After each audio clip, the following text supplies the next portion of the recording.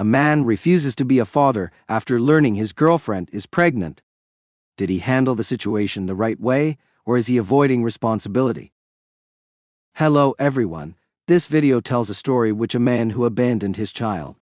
Yes, an amazing story. I do hope you like the comments, enjoy your reading. Who had been in a relationship with my now ex Sarah, a 26-year-old woman, for a little over 8 months. We always took a lot of precautions during sex. She was on birth control, and I always used condoms because I wanted to avoid having a child. I've known for years that I don't want kids. They irritate me and would greatly restrict my ability to enjoy things like traveling and outdoor activities. Unfortunately, Sarah missed her period and it turns out she's pregnant. She came to me with the news and my first suggestion was for her to get an abortion. Since we don't live in a state where it's legal, I offered to pay for her travel and accommodations and said I'd go with her to get it done. I have a stable job and earn good money, so it wouldn't be too much of a financial burden for me. She works as a cashier and doesn't make much, so I thought it would be better if I covered the expenses. That's when she told me she wanted to keep the baby and hoped I would help her raise it as its father. I have no desire to be a father. Besides my dislike for children, I'm not prepared for that responsibility. I made it very clear that I didn't want the baby, but she kept insisting that I change my mind once it was born and asked me to just give it a try. After a long discussion, I told her that if she decided to keep the baby, I wouldn't act as a father. I broke up with her and said I would pay child support once it was born, but I expected her to respect my wishes and keep the child away from me. Since then, Sarah has been frantically texting me, begging me to come back, and saying she'd forgive me. She sent voicemails crying, which was hard to hear, but I haven't responded. The other day, she texted saying she can't raise the baby alone, and that by leaving, I'm basically forcing her to get the abortion. She called me a jerk, an abuser, and a sexist, ending the text by pleading with me to talk to her again. I certainly feel bad. I really liked her, and we had a good relationship before this, but I just don't want to be a father. I'm already frustrated about the fact that I'll have to pay child support for 16 years, which will limit me financially. I also feel it's not right for a parent who does want their child to be involved, as I just end up taking out my resentment and frustration on the innocent child, which I don't think is fair. With all this said, I come here to ask if I'm the bad guy. I certainly feel like one, but I also stand by what I did. On the topic of vasectomy, I tried. I met with a doctor last year and asked about getting one, but he refused and said every doctor he knows won't do it until you're at least 31. It's a conservative state, and while I dislike the politics, I was born and raised here and feel attached to the state, so I've never felt the urge to leave. Someone suggested I should have flown elsewhere to get one, and I guess they're right, but I just didn't think about that. Regarding birth control, I bought the condoms myself, so they were fine. Whenever we were done, I threw the used condoms in the dumpster, so I don't think she went dumpster diving. I asked her on our first date if she was taking birth control, and she said yes. I took her at her word, maybe naively, but if she was lying, she'd be the first I've met to lie about that. Most girls I've met are honest about it. I believe she was on birth control pills, as that's the main method I'm familiar with, but she might have been using something else I don't know much about. That being said, I'll follow your advice and consult a lawyer, plus get a paternity test. I'm not sure how long that will take, but I'll update here with the results once it's done. Thank you for your judgments. I've been away for a bit, but I'm catching up and trying to read what I can. I'll be checking back periodically and replying to some people. Any further feedback is appreciated. Update: I've hired one of the top family court lawyers in my state. My ex has a representative working for her pro bono. It has been made clear to my ex and her representative that she is not to contact me directly, and that all communication will go through my lawyer from now on. A paternity test is scheduled for next Tuesday. I don't know how long it will take to get the results, but the test is happening. If the child is mine, we will go to court to determine child support payments and set up the process for me to sign away my rights. I was gone for a while, and while reading through some comments, I found a topic I'd like to clarify for anyone still checking here and interested. At the beginning, I said I made sure to take lots of precautions. I thought people would understand that I had made my intention to not have kids clear from the start.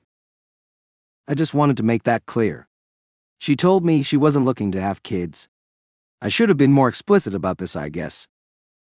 I assumed she didn't want kids, which is why I was blindsided by her change of heart when she was actually pregnant. I understand it happens DJ feelings change or whatever. DJ, but for me, it was a big shock. When I go to get the paternity test started, she will also have an ultrasound, and we'll talk then. It'll update on Tuesday, BTW. The test results will take a few days to process, so it'll also update with those. There's a lot to unpack here, so I'll try to go piece by piece. Obviously, what I've experienced is very difficult, so I appreciate your sympathy. Yes, my parents want grandkids. They have been hounding me ever since I turned 23 about when I'm going to give them grandchildren. I've already told them I don't want kids and my sister is gay, so they're really disappointed at this point. If they found out about the baby and that I was leaving, they would be furious, so I'm just not telling them. I honestly cannot say for sure. Right now, I definitely don't want kids, and I'm acting based on that feeling, assuming my future feelings will be the same. Everyone lives with some level of regret, so I've come to peace with the idea that if I end up regretting this, I'll just have to move on and live with it like everyone else. If for some reason I did feel regret, I wouldn't try to contact the child. I'd just keep it to myself and keep going as usual. If the child does find me one day, I'll just be honest, depending on how I'm feeling. Either I was 28 and didn't want kids and I still don't sorry, or I was 28 and thought I didn't want kids and I wasn't ready. It's been one of the biggest regrets of my life, and I'm sorry. Most likely the former, though. I don't know what gave you the impression that I've softened to the idea of having kids. I still firmly don't want children. I just feel pity for the child because it isn't their fault. I don't feel good about leaving the child on a moral level, but on a personal level of what is best for me, I feel very confident in leaving. It's certainly a selfish decision, but I've been very upfront with the fact that I'm a selfish person. I feel bad about it, but I'm putting myself and my own needs first in this situation by doing what I think is best for me. It's extremely unlikely she would give up the baby once she's already holding the child in her arms and has gone through the process. The process is extremely emotional, and humans are naturally inclined to care for their offspring. The chances of her giving up the baby are minimal, perhaps around 4%. She needs to stop hoping you will become a happy family, as this is detrimental to her self-esteem. She can find happiness as a single mother, even though it will be challenging. Does she have a family willing to help? Being a mother is a significant adjustment, and doing it without support is incredibly tough. Postpartum depression is no joke. She can manage this without you, but it would be much better if she had some support from her family. I don't know much about her family. I've never met them and only heard bits and pieces. Apparently her dad has some drinking issues and her mom is quite reserved. They also live in a different city. Based on what I know, I doubt they'd be able to offer much help. I would consider blocking any potential contact pathways before she tries to involve your mom. Blocking her before she can see your mom's comments on posts and making sure all communication goes through a lawyer is crucial. If she contacts them, it sounds like they would side with her. Your family might end up involved, which means you will have contact with your ex and her child. I'm not saying you need them, but over the next 14 years, they'll likely find out, especially with at-home DNA tests and similar programs. This doesn't change my opinion on you making the right call. The ball is in your ex court now. I don't know if you're considering moving cities, but if you want to reduce the chances of contact, you should. I live in a city with 1.2 million people, and still run into people I never expected to see again. I don't have a Facebook, so my mom doesn't comment on my posts, but I'll take the advice and block my ex. I have a good job and love my apartment, so I don't plan on moving. Even if I see them, I plan to get a legal agreement through my lawyer to prohibit direct contact, so hopefully they'll have to ignore me if they do see me. Update, sorry for the delay, but I got the paternity test done and the results are in. The baby is a girl and is indeed mine. When I saw my ex, we talked about birth control. She told me she was on birth control and had no intention of having children, but once she found out she was pregnant, she changed her mind. I believe her. She was hopeful I would come around to that perspective. I made it very clear that I will not be part of the child's life and gave her 3 options. 1. Get an abortion in any state of her choosing, and I'll pay for her to stay there for a week, essentially giving her a vacation to Hawaii, NYC, or LA on my dime. However, I need to come with her and get confirmation that she had the abortion. 2. Put the child up for adoption and it'll cover all medical expenses related to the pregnancy and birth. 3. Keep the child and it'll pay court-ordered child support, sign away my parental rights, have my name removed from the birth certificate, and have 0 involvement with her or the child beyond my monthly payments. It was a tough conversation, and she didn't take it well. She cried for a while and kept telling me I would be a loving and kind dad, asking me to try fatherhood and think about how well our relationship was going before this happened, imagining our future together with a daughter. I told her I'm still firmly against fatherhood, and she was devastated. She refuses to get an abortion. The idea of abortion scares her, but she is terrified of being a single mother at 21, even though she wants to keep the child. She told me that if I am with her during the birth, see and hold the baby, and still feel nothing afterward, then she will consider adoption. She also mentioned that if I change my mind about fatherhood, she would be waiting with open arms to embrace parenthood together as a loving family and would hope I propose. I have made it very clear that I don't want any involvement. I'm not sure what to do since I would prefer the baby to be put up for adoption rather than have to pay child support for 16 long years, but I also don't want to be around the baby or present during the birth. Any advice is appreciated. Update finally back with another update. Over the past few days, I've received a new influx of advice. Some of this advice has been helpful or interesting. There were some really good ideas, so I set up a lunch with my ex yesterday, and we had a long and productive chat. It was the first time we had talked in over a month. All our communication had been through lawyers. I decided the best way to ensure the conversation was productive was to set ground rules and make sure we were operating from reality. Both of us haven't been realistic. I told her that I was giving up on the ideas of abortion or adoption. It was what I wanted, but I already know it isn't going to happen at this point. My ex wants the baby. I know she does. And I told her I will not be bringing up abortion or adoption to her again. It just isn't worthwhile. I have to work within reality, and at this point that means under the assumption that she will keep the baby. I also told her it's time for her to give up on me. I made it very clear that I will not be getting back together with her no matter what. Even if she aborts the baby, she will never have the happy family with me that she wants. I made it clear she needs to drop the idea because it won't happen, and it makes it impossible to find any real solutions to this situation. She acknowledged that there will be no happy family between us. I think reality has finally set in for both of us at this point. Nobody is going to get what they want, so it's time to compromise. The new goal we have agreed upon is this: provide my ex and our daughter with the support they desperately need right now, while also allowing me to have 0 involvement with raising the child. In other words, I will not be involved in raising the child whatsoever, but I will try to give my ex the resources she needs to make sure the child has a good life. I won't be in the delivery room, and I will never see her. I will simply provide financial support.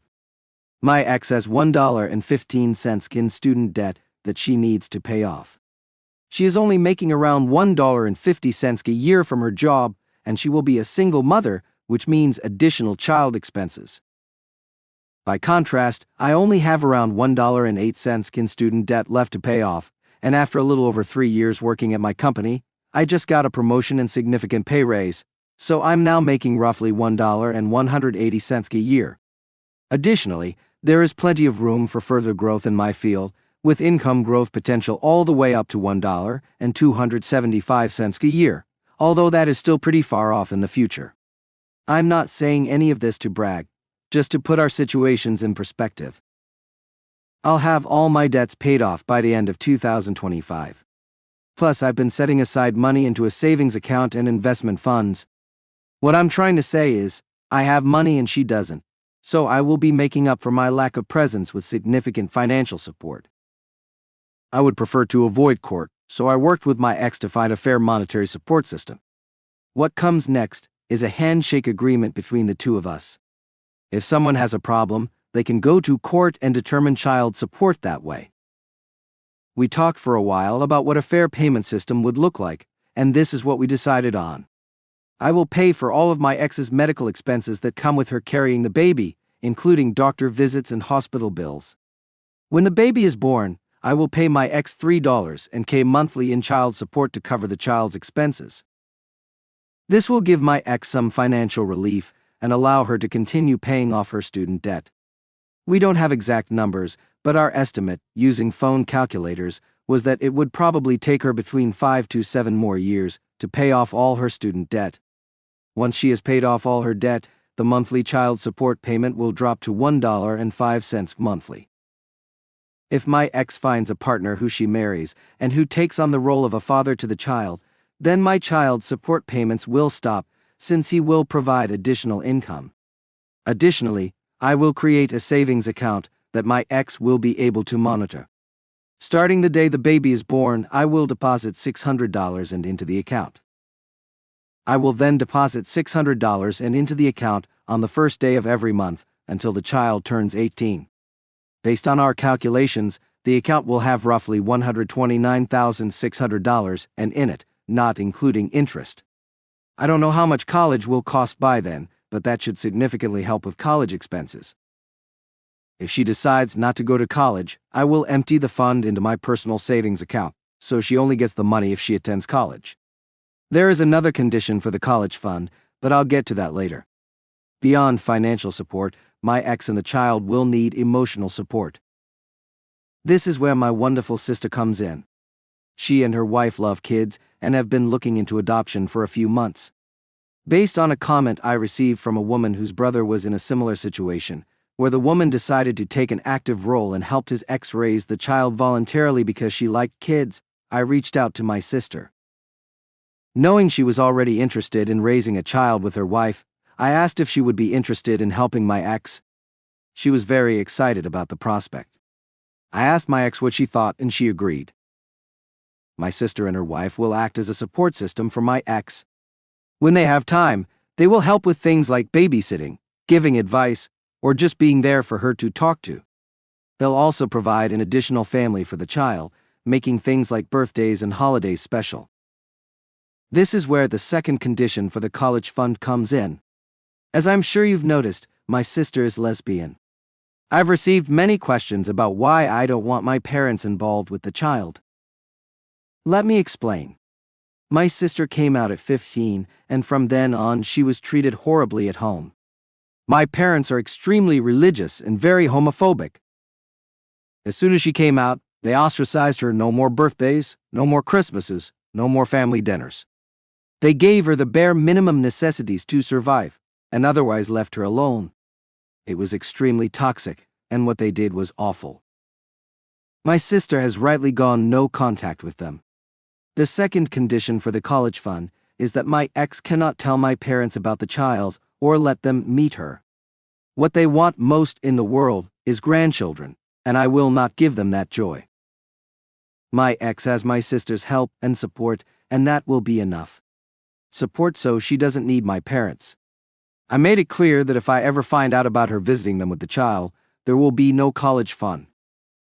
Finally, I want to talk about writing a letter based on advice from someone whose father came back and then left. They told me not to come back but to write a letter to my daughter for closure. I don't want to come back, so I thought it was a great idea. The letter will explain why I'm not around in this whole situation. I'm going to be truthful but try to also be gentle. The goal is to make it clear that I didn't leave because of any particular hatred towards her, but because I never wanted to be a father in the first place. It'll also include something about how hard her mother tried to make me reconsider, and how much her mother loves her. It'll end it by wishing her good luck in life. The letter will be officially notarized and signed by both me and my ex. When she turns 18, if she has questions about me and wants them answered, my ex will give her the letter. If the letter still can't satisfy her and she wants further answers, I've given permission for her to talk to me in person. I feel I owe it to her to answer her questions in person if that's what she needs for closure. My ex also felt strongly about wanting my name on the birth certificate, so I've agreed to that. In summary, my ex will keep the child, I will provide child support payments, and I will set up a college fund on the condition that the child goes to college and my parents are never involved in the situation. My sister and her wife will help my ex by acting as an extra support system for her, and I will write a letter to my daughter explaining why I am not present, to be given to her only if she wants it as a way for her to gain closure. This will likely be my last update. Things are mostly figured out. Thank you for all the advice and help. Also, for anyone who hasn't seen, I'll be getting a vasectomy in Colorado in February 2024. I'd already mentioned it before, but I'll put it here too. Update: happy holidays to everyone. Hope you're having a nice winter. Short and boring update. I got our terms from the previous update written up into a contract, and my ex has signed it. Some minor changes have been made, which I will outline. Some things weren't legally enforceable, so those have remained part of a handshake agreement. The basic contract is that I have 0 visitation rights, and will never be allowed visitation rights, but my ex also has to make active efforts to keep the child away from me. I will be paying for her medical care during the pregnancy process. We decided to adjust the payment system. I will be paying $2,000 monthly in child support and an additional $700 and will be added in support for every $60. My salary increases by currently at $180, capping out at $450 for a maximum support payment of $5.05 monthly. The handshake part of the agreement is the college fund, in exchange for not notifying my parents of their granddaughter's existence.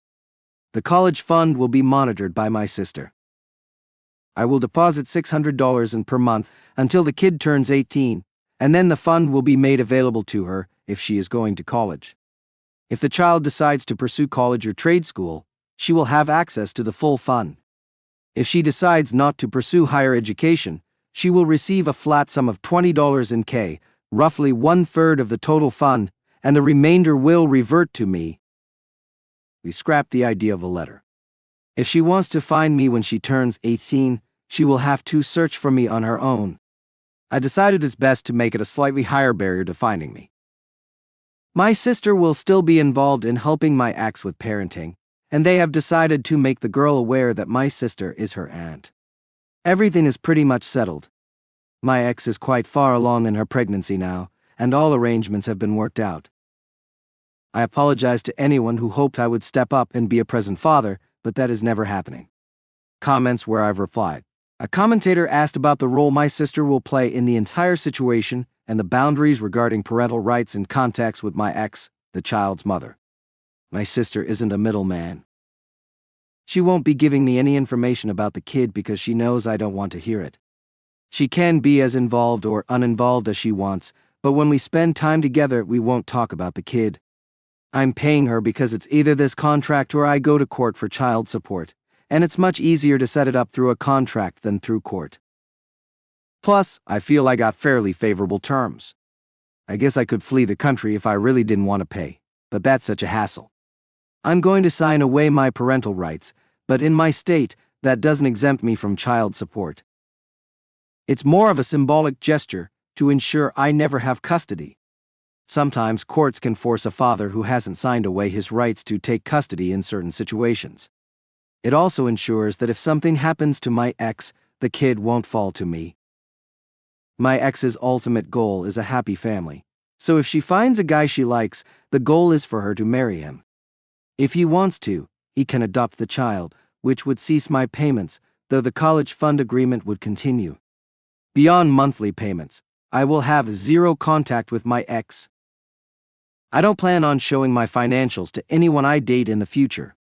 If I find someone I'd want to marry, then I'd come clean about what's going on, but I don't plan on disclosing it until very late into relationships. If it's a deal breaker and ends the relationship, then I'll find someone else. If she finds me, I'd hope she never feels the need to. If she does, I'll probably be straightforward and tell her I never wanted kids to begin with. It's nothing against her specifically. I was just against the idea of having children. I will not remain in contact with her if she comes to visit. The plan is for her to talk, vent, or ask as many questions as she wants, and then move on for good. I don't want a sustained relationship, so it's going to be a one-time thing. If the girl knows your sister is her aunt, she will quickly figure out you are probably her dad once she's online. Hopefully my ex will be smart enough to know that kids don't belong on social media. I wasn't given a phone until I was 15, and it had heavy restrictions. I wasn't able to make any social media accounts until I was 18. As annoying and conservative as my parents were, this was one of the few things they did right. Children don't belong on social media until they are 18. If my ex doesn't raise the kid like this, that's fine. But my sister and I have already talked about this. The plan is that once she gets a social media account, my sister will share it with me, and I'll block her immediately so she can't contact me through social media.